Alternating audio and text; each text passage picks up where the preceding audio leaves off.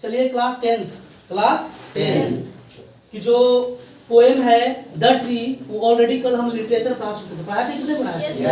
That means इसका जो explanation है ना, वो कल ऑलरेडी हम बता चुके हैं। इसका एक्सप्लेनेशन ऑलरेडी कल हम बता चुके हैं। आज जो है वो हम हिंदी समरी के रूप में आप लोग को बताएंगे ना। क्या बताएंगे? हिंदी समरी।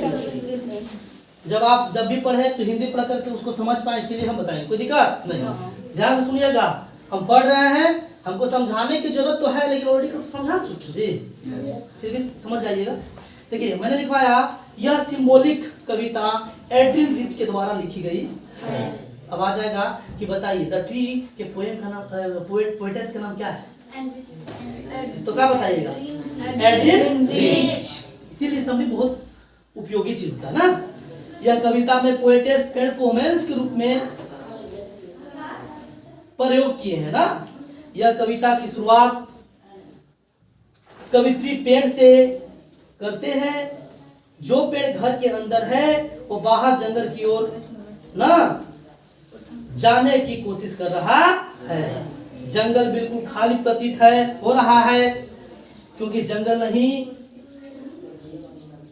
में नहीं तो पेड़ है और न ही पक्षी और कीड़े मकोड़े पेड़ के बिना अपनी आश्रय तैयार कर पा रहे।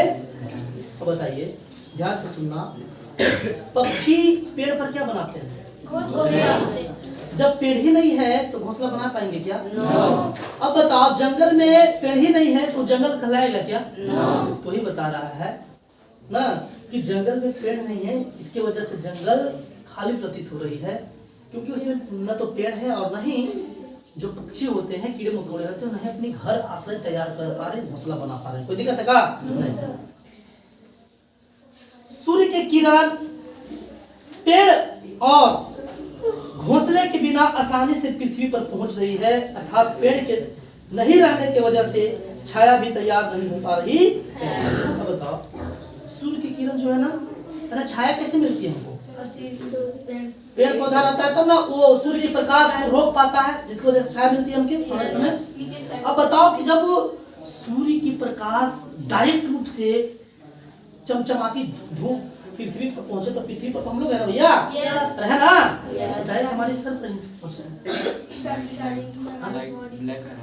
कोई दिक्कत है? डायरेक्ट हमारे सर तक ही पहुंचेंगे ना, ऊपर।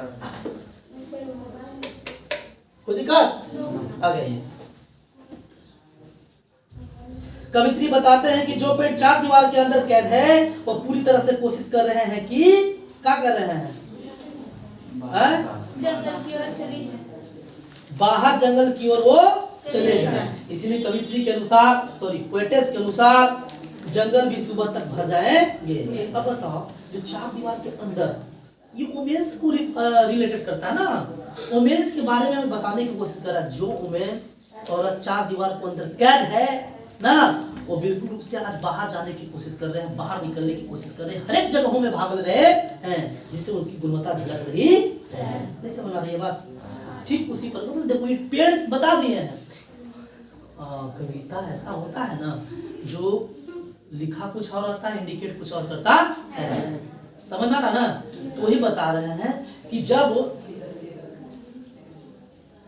पेड़ पौधे जंगल में ग्रो हो जाएंगे, उग जाएंगे, तो बताओ वो जंगल भर जाएगी नहीं भर जाएगी?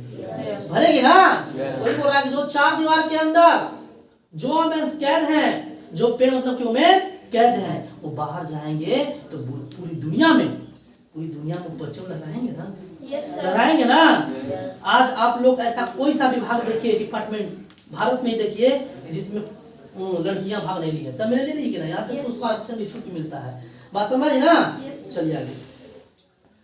वो आगे बताते हैं कि पेड़ों के जड़ जो बरामदा के फ्लोर के अंदर बिल्कुल रूप से दबी हैं, वो अपने आप उसे अलग करने के लिए हार्ड एफर्ट लगा रहे हैं।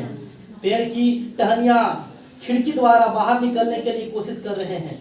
जिस तरह हॉस्पिटल से डिस्चार्ज पेशेंट जल्दी बाहर निकलने की कोशिश करता है, ठीक उसी प्रकार ना पेड़ पौधे भी उतना ही उत्सुकता के साथ ना जंगल की ओर बढ़ने के लिए रेडी हैं। इस दुनिया को मतलब ओमेंस इस दुनिया को, दुनिया के हर एक सिचुएशन को सामना करने के लिए रेडी हैं। आगे पोएटेस बताते हैं कि कवित्री कमरे में बैठे हैं, जो कमरे की के डोर बरामदे के खुलते हैं ना, बैठे हैं और वो लंबी लंबी पत्र लिख रहे हैं। लंबी लंबी पत्र तो लिख रहे हैं बबुआ, लंबी लंबी पत्र तो लिख रहे हैं, लेकिन पेड़ के डिपार्चर दैट मींस पेड़ जो बाहर जंगल की ओर जा रही है उसके बारे में लेटर में कोई साझा नहीं करते। अधिकार रात्रि का समय है, चंद्रमा बिल्कुल से आसमान में चमक रहे हैं और पोएटेस अंदर बैठे पति की सुगंध को कमरे में आती हुई महसूस कर रहे हैं। वह खिड़की की कांच को टूटने की आवाज को महसूस कर रहे हैं, अर्थात वह देख रहे हैं कि वह पेड़ है कि जो बाहर निकल रहे हैं, और यहाँ तक कि हवाएं भी बाहर पेड़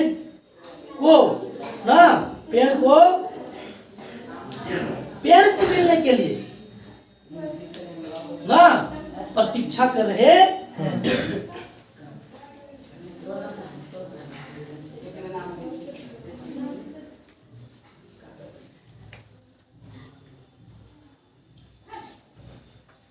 पेड़ बाहर निकल गए और जैसे ही पेड़ बाहर निकलते हैं उनकी मौजूदगी की वजह से, अर्थात ओएक पेड़ के मौजूदगी की वजह से, स्ट्रॉन्गेस्ट ओएक बहुत मजबूत है ना, ओएक पेड़ के मौजूदगी की वजह से चंद्रमा काफी टूटकर बिखर चुके हैं। आप बताओ, कल हम बताए कि अगर ये चंद्रमा है, अगर ये काची है चंद्रमा है, अब पेड़ उग जाए तो बताओ ये टूटे फूटने प्रतीत होगा जी? कैसे समझ आ रहा है? कुछ भाग उसका छिप न जाएगा तो छिप जाएगा तो टूटे प्रतीत होता है कि नहीं होता है? ये बताना चाह रहा है। कोई दिक्कत है क्या?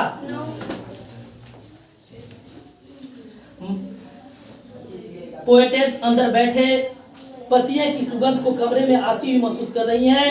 वह खिड़की की कांच को टूटने की आवाज को महसूस कर रही हैं, अर्थात आवाज के सुनने को महसूस कर रही हैं, अर्थात वह देख रहे हैं कि वह पेड़ है कि जो बाहर निकल रहे हैं, और यहाँ तक कि हवाएं भी बाहर पेड़ की ओर ना वेट कर रहे हैं कि पेड़ जल्दी बाहर निकले और हम उससे मिले। और बाहर निकले, जैसे ही पेड़ बाहर निकलते हैं ना, वैसे ही पेड़ के बाहर निकलने से यानी पेड़ के मौजूदगी से, अर्थात ओएक पेड़ की मौजूदगी से ना चंद्रमा काफी टूटकर बिखर चुके हैं। यह कविता हमें खत्म हो जाता है। यह कविता हमें आजादी की ओर संकेत करती है। यह हमें साधारण और बिल्कुल छोटा रूप में संदेश देती है कि हमें किसी की आजादी नहीं छीननी चाहिए, चाहे वो पेड़ हो चाहे वो दिक्कत नहीं। समझ आया? यही था आपका का चीज समरी द ट्री का ना।